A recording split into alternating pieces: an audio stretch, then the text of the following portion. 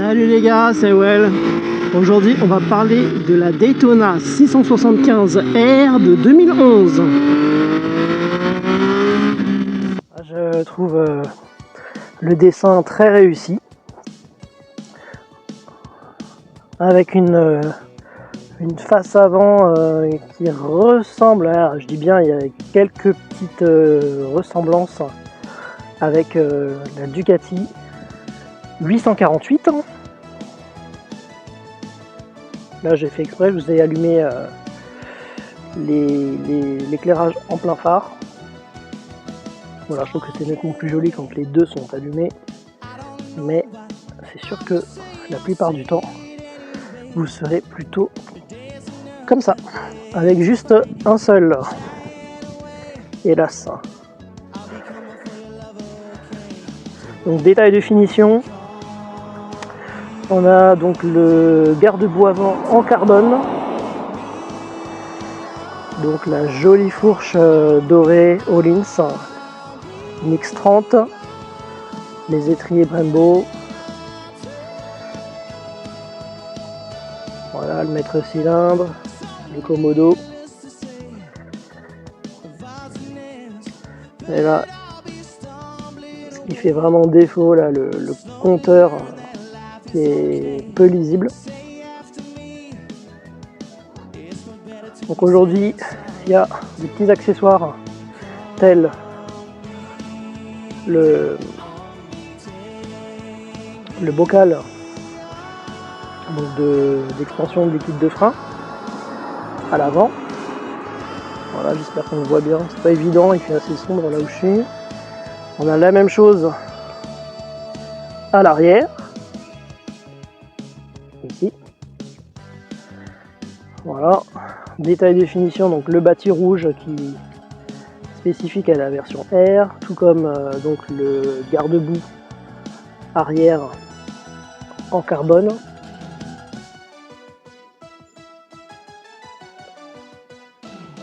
Petit accessoire, les Diablos pour mettre une béquille d'atelier. Là c'est l'étrier de frein monopiston Nissin. Donc les pneus c'est du classique 120-180.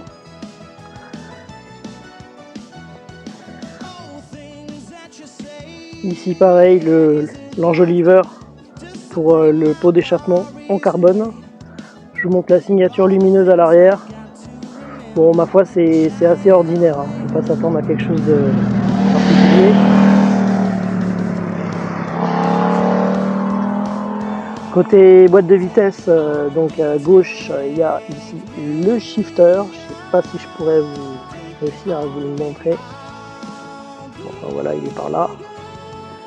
Et puis bien sûr, la dernière des pièces maîtresse, c'est l'amortisseur Öhlins avec les réglages. Le tapis de réservoir Baxter, la platine de poignée de réservoir. Donc je disais tout à l'heure, la fourche Mix 30 avec les réglages compression et détente, et puis la précharge. Là le support de téléphone, donc c'est juste un aimant en fait, il y a juste un hop et après ça tient bien.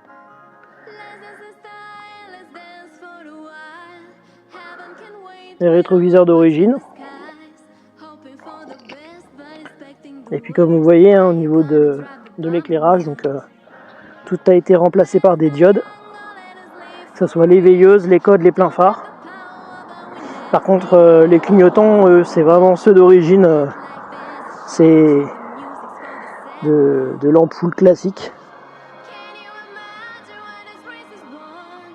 Et à l'arrière, donc la selle, avec, vous voyez, de quoi ici accrocher la bagagerie avec des tendeurs. D'origine il n'y en a que 2, et là il y en a 2 autres qui ont été rajoutés, donc 4, c'est parfait. Maintenant on va regarder ce qui se passe sous la selle, et je vais vous montrer aussi qu'il y a le petit anneau accroche casque. Voilà, ça se passe là, ouvert, fermé.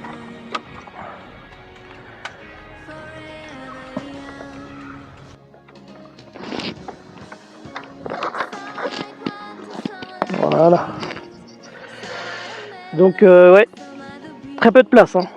Très peu de place, on a juste de quoi mettre là un filet tout plié, et puis là il y a un petit câble électrique. Et c'est tout. Donc les aspects pratiques sont très limités.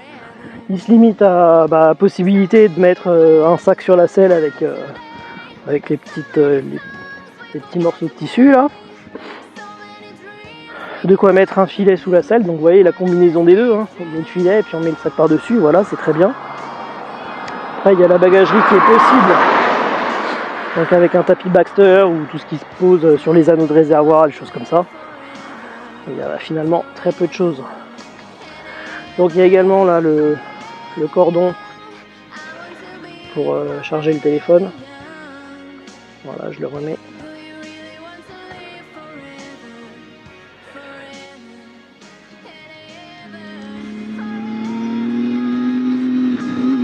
Installé sur la moto, on est vraiment dans une ambiance très sport. On a vraiment tous les angles, les articulations des membres inférieurs qui sont fléchis.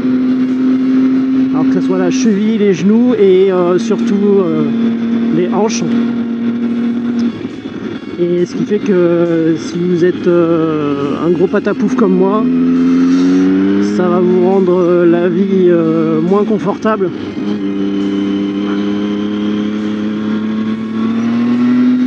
Et ça va vous inciter à perdre votre bide. Ce qui me fait dire que cette Daytona est bonne pour la santé, puisqu'elle vous incite à perdre du poids et à avoir une forme athlétique. Le bus est également franchement basculé sur l'avant. On est en appui significatif sur les bras. Et évidemment le cou il est là pour compenser. Vous êtes obligé de bien redresser la tête pour voir, ne serait-ce que voir la route, tout simplement. Donc voilà, ça surprendra personne qui a l'habitude de conduire des sportives. Mais évidemment, si vous venez du monde plus classique des roadsters, sachez que cette Daytona est une authentique sportive. C'est pas comme par exemple une Yamaha R3 qui propose une position plutôt roadster finalement, même si elle a un petit look de sportive. Pareil pour la ZXR 400. Ouais, je savais plus où placer le R ou le 400. Donc une excellente moto avec un moteur absolument fabuleux, mais en termes de position sur la moto, c'était malheureusement pas aussi sportif qu'on aurait souhaité. Sur la Daytona, pas de souci, on est complètement dans cette ambiance. Les évolutions en ville sont aisées, évidemment, c'est pas la championne de la catégorie. Mais ce qu'on pouvait craindre avec la position quand même sportive, c'était effectivement des difficultés pour manœuvrer, etc. Je vais pas vous mentir, c'est pas si difficile que ça en fait. Faut pas s'en faire toute une montagne, surtout avec cette Daytona, parce que finalement quand on l'a entre les jambes, elle n'est pas si grosse que ça. Et certes la position est en appui et favorise pas les petits pif-paf, les faibles allures, etc. Là on va plutôt subir qu'autre chose. Mais sa légèreté lui fait vraiment tirer son épingle du jeu. Et du coup c'est pas invivable. Voilà, donc on peut traverser une ville sans se dire que ça va être vraiment insupportable. Et toujours pour parler des évolutions en ville à basse vitesse, évidemment, comme toute moto carénée, le moteur va avoir tendance à chauffer, surtout quand on a un moteur de sportive, c'est-à-dire un moteur à haut rendement. Et bien, le ventilateur va se déclencher, mais c'est pas une moto qui est très sensible à la surchauffe moteur. Évidemment, je pense que tout peut arriver, hein, si on force le trait, s'il fait 48 degrés à l'ombre et que comme un idiot vous faites des rupteurs. Mais voilà quoi, c'est pas du tout quelque chose de marquant. Donc voilà, pour la ville, pas de surchauffe à craindre a priori. C'est pas comme des motos plus grosses cylindrées, hein. Dès qu'on est sur des 1000 en général, faut avoir un petit coin de l'œil sur la température moteur. Et là, la température moteur qui est indiquée au tableau de bord, elle est relativement stable. Donc pour la ville, c'est loin d'être la championne, mais ça va, ça passe. La souplesse moteur, on peut quand même remarquer que c'est assez bon. On n'est pas au niveau des 4 cylindres en ligne, mais on en est vraiment très proche. Là par exemple, je suis sur le 6e rapport, je vais volontairement abaisser ma vitesse. Je suis à 2000 tours, à 40 à peu près, je vais encore lâcher la poignée. Voilà, je suis à moins de 2000 tours. Elle bronche pas trop, il y a quelques petites vibrations, mais c'est pas du tout des vibrations chaotiques. Et puis si je reprends un tout petit peu de vitesse, voilà, si je me place à 50 km/h, ça va très bien, ça enroule bien. Évidemment, c'est pas, on va plutôt se mettre sur un rapport normal. Je suis plutôt en 3e, donc là ça sera déjà un petit peu mieux pour la réactivité, mais c'était juste pour dire qu'en termes de souplesse moteur, ça se passe très bien. Et ça aussi, ça participe à sa facilité générale et par exemple sur des évolutions basse vitesse comme en ville. Sur départementale, alors comme toute moto, j'ai envie de dire qu'elle est très à l'aise.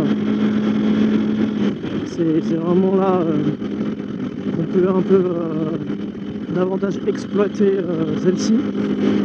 Toutefois, je vais faire une petite distinction par rapport encore une fois aux sportifs les plus grosses cylindrées, où en fait lorsque on arrive sur des enchaînements de virages plus serrés, là où l'encombrement d'une 1000 va vous mettre mal à l'aise, et la petite Daytona elle va vous donner beaucoup plus d'aisance.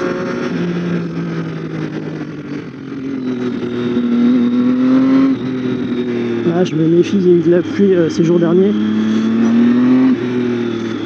Et en plus, il y a un petit peu de gravillon.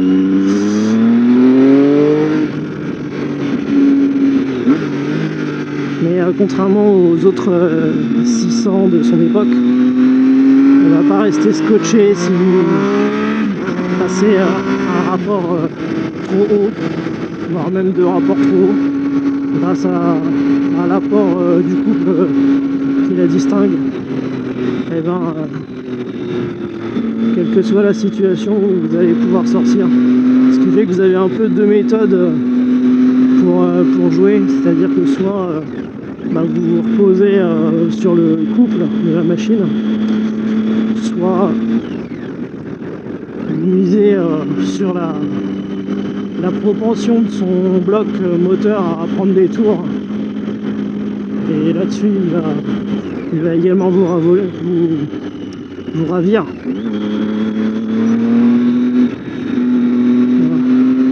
Oui, là je me méfie, il y a eu un affaissement suite aux intempéries des jours derniers. Ouais, sur la gauche là, il y a eu un affaissement. Donc, on va juste passer en enroulant ici. On va pas se mettre à la faute.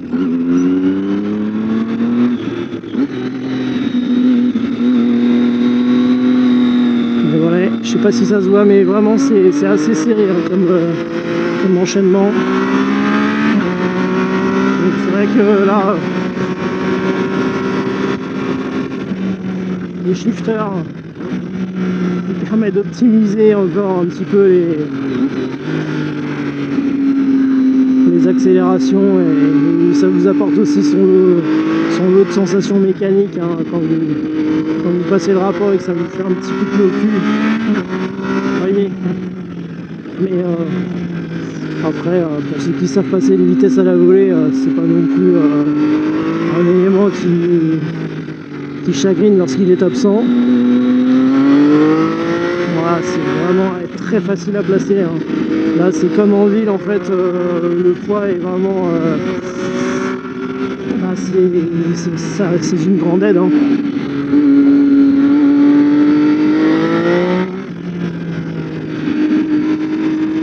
On se régale.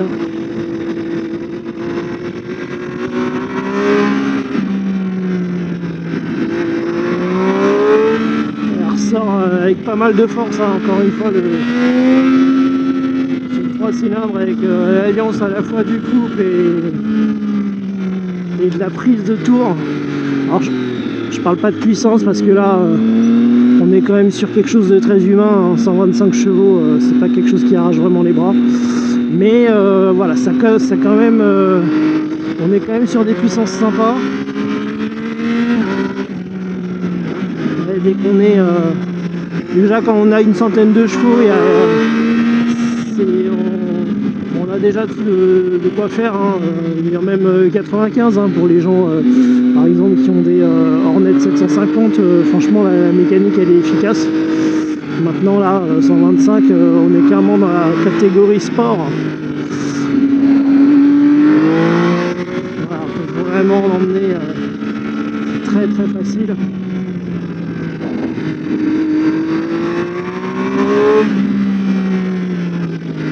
Voilà, ce petit caractère sur le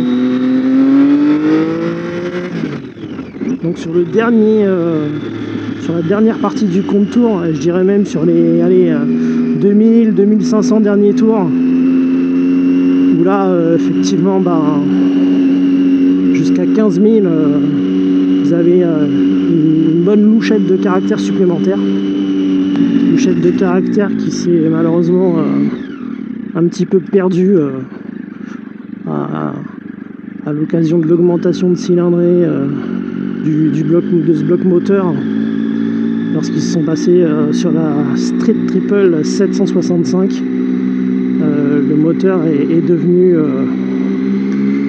entièrement linéaire, donc ça a perdu vraiment ce côté un peu jouissif d'aller taper dans les hauts régimes. On retrouve ici sur ce bloc présent là une linéarité, mais sur les deux premiers tiers du contour, linéarité avec aussi l'efficacité hein, comme je disais, avec le couple supplémentaire par rapport au 600 classique.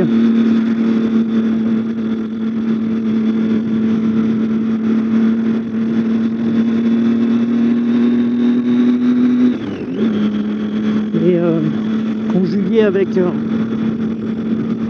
cette crête de puissance haut dans les tours, ça donne vraiment de bonnes sensations. Ça met vraiment une bonne ambiance mécanique en plus sur le compteur, certes qui n'est pas très lisible. Heureusement il y a un shift light qui lui est bien lisible et est programmable, hein. On peut le faire fonctionner de plusieurs manières. On peut programmer à partir de quel régime il se déclenche, et là par exemple il est programmé pour clignoter sur les deux premières diodes, puis sur les quatre autres, puis sur les quatre et enfin il va se mettre à clignoter sur les 6 en même temps. Au niveau du châssis, on a un bon retour d'information, hein, que ce soit de la part du train avant comme du train arrière.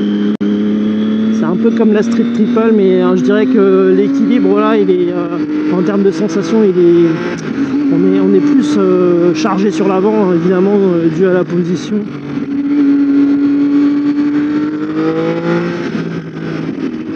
Et encore une fois, c'est une alliance entre ce châssis, la géométrie et la légèreté, la position que vous avez sur la machine qui induit toutes ces sensations.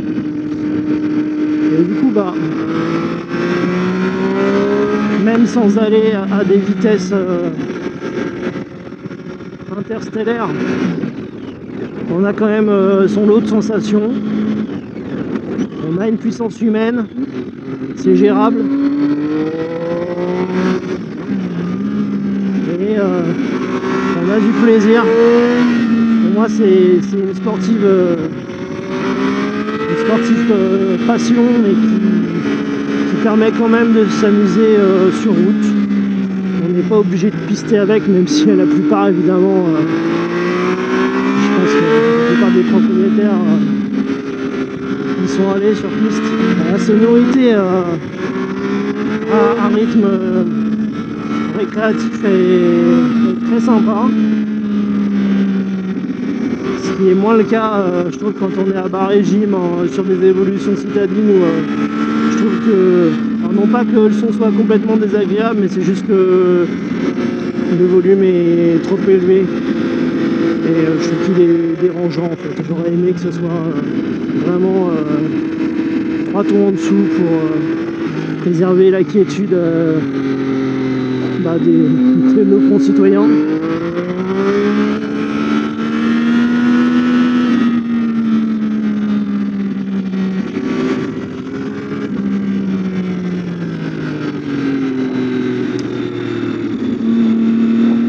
On peut compter sur le frein arrière. On a un assez bon ressenti pour le freinage d'une sportive. C'est un monopiston et pour un monopiston il offre quand même une bonne puissance de ralentissement, hein. Il n'est pas aux abonnés absents. C'est pas le meilleur frein arrière, hein. Encore une fois, pour moi les meilleurs freins arrière c'est quand il y a 2 pistons. Quand vous voyez un étrier avec 2 pistons juxtaposés là à l'arrière, vous pouvez vous dire que a priori ça va être bon. Là c'est un monopiston, en plus il y a une sportive, voilà, avec la géométrie qui va avec. Donc mais malgré tout il offre un assez bon ralentissement et en plus une propension à bloquer qui arrive, mais qui arrive relativement tard. Donc on a quand même le temps de voir venir avant d'arriver à ce point là. Et c'est aussi ça qui fait que ce frein est utilisable, hein, parce que le frein arrière sur lequel il n'y a pas de sensation et qui bloque du coup sans trop prévenir, ça rend son utilisation presque préjudiciable. Le frein avant, lui, maître cylindre radial, étrier à montage radial, 4 pistons opposés, Brembo, et je crois que c'est du M432. À l'époque où la moto est sortie, c'était ce qui se faisait de mieux. Et oui, la puissance est là. Enfin voilà, j'ai pas grand chose à dire dessus. Les suspensions, elles sont entièrement réglables. Par contre, là actuellement, elles sont réglées sur les conseils de la notice en confort. Il y a trois réglages proposés sur un tableau dans la notice, et confort, normal et sport. Là elles sont réglées en confort, et je peux vous dire que même en confort ça a quand même tendance à tabasser. Ce que je veux dire par là, c'est que la sensibilité sur les petits chocs est médiocre, ce qui fait que dès que vous arrivez sur un revêtement fripé, ça va secouer. Donc il faudra quand même un petit peu s'accrocher dans ces moments là.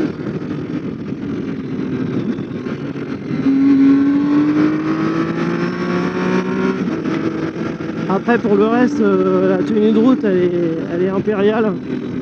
J'ai jamais eu la sensation qu'il y avait une instabilité, que ça commençait à se mettre à danser comme c'est le cas lorsque l'amortisseur arrière capitule parce qu'il est un petit peu trop mou, qu'il n'y a pas assez de retenue hydraulique. Non là, même sur des grandes courbes prises à toc, ça bouge pas. Alors c'est une machine qui est homologuée de place, hein. Vous pouvez bien sûr emmener du coup une passagère derrière vous. Elle aura quand même une préférence pour qu'elle soit pas trop grande parce que les cale-pieds, sportifs oblige, sont relativement hauts. Si elle a les jambes trop longues, il y a quand même des chances pour qu'elle se retrouve avec les genoux au niveau des oreilles.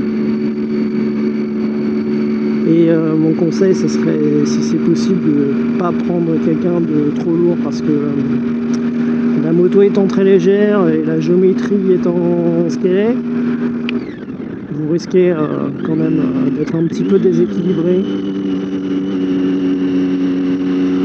Je veux dire par là, dans des phases d'accélération, dans des phases de freinage, ça va pas être désagréable, voire ça peut vous mettre en difficulté. Elle n'aura rien pour se tenir. Donc le mieux c'est d'équiper la machine d'une poignée de réservoir. Là, actuellement cette machine là elle est équipée d'une platine et d'une poignée Vince Grip. Donc la poignée là elle est pas montée dessus là tout de suite. Mais si on veut on peut. Le propriétaire dispose de cet équipement. Ça permet d'emmener quelqu'un avec beaucoup plus de sérénité et de sécurité puisqu'elle aura un point d'accroche fixe bien solide pour pouvoir se tenir dessus.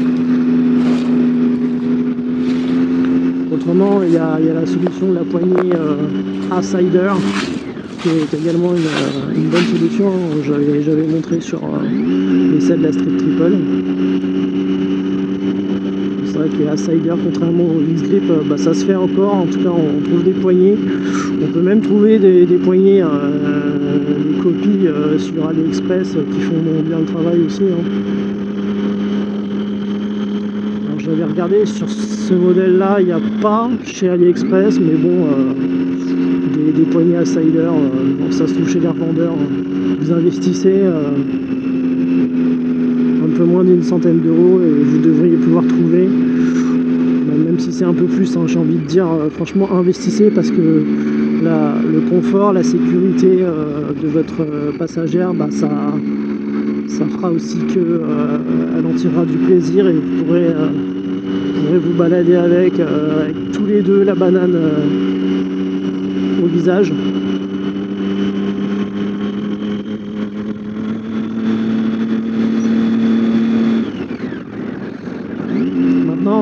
Pour ce qui est du duo, évidemment, hein, ça va pas être la moto la plus confortable. De toute manière, je pense que vous avez compris que sur ce modèle, faut vraiment oublier toute notion de confort. On est là pour le sport. Hein. Et de toute manière, si votre passagère veut monter derrière, c'est qu'elle aussi, elle est un peu dans cette optique-là. Hein. Il y a des passagères qui aiment les sportives, qui aiment avoir les sensations qu'on a dessus. Les points forts de la moto, c'est qu'elle est jolie. Son moteur, il est efficace. Il est enjoué. Bref, il est sportif comme on aime. Son châssis, il est impérial. Il tient les trajectoires. En plus, comme la moto est très légère, on n'a pas besoin de lutter pour l'emmener exactement là où on veut. Et puis, c'est une facilité qu'on a à tous les autres stades, que ce soit manœuvre donc sans l'aide du moteur, en ville, et puis comme je disais, à rythme carrément soutenu. Le freinage, il est puissant, dosable, endurant. La rétrovision est certes imparfaite, mais elle a le mérite d'exister. Les l'aspect pratique, bah, on a quand même la possibilité d'emmener quelque chose sur la selle. Si on veut, on met de la bagagerie sur le réservoir. Le réservoir, il fait presque 18 litres. C'est un réservoir quand même assez grand, ça donne une belle autonomie. Et côté budget, bah, la moto, elle n'est pas si chère que ça. Vous la trouvez vers les 8000 €. Et le budget consacré à l'entretien, lui, il sera également relativement raisonnable en termes de pneumatiques, de kitchen et de consommation d'essence, puisque là, je regardais tout à l'heure le compteur, j'étais descendu à une moyenne de 5,5 litres au 100. C'est une moyenne à laquelle je suis parvenu en conduisant normalement, hein. Évidemment, bah, si vous êtes à des rythmes récréatifs, voire énervés, bah, vous pouvez monter à 6,5 litres, voire 7 litres. 7,5 litres, ça me paraît vraiment beaucoup. C'est vraiment si vous êtes tout le temps en mode grosse attaque. Donc budget raisonnable. En termes de points négatifs, je pesterai contre la fiabilité du stator qui est refroidi par l'huile, laquelle, si elle vient à manquer de 3 décilitres, eh ben, vous avez de grandes chances de griller le distator. Et puis il y a toute la chaîne de charge qui suit derrière, qui peut en prendre un coup, que ce soit le régulateur et enfin la batterie. Le compteur, il est magnifique, ce compteur, donc le contour à aiguille, j'adore. Par contre, la fenêtre LCD à côté, blanche sur fond noir, c'est vraiment très peu lisible, c'est vraiment dommage.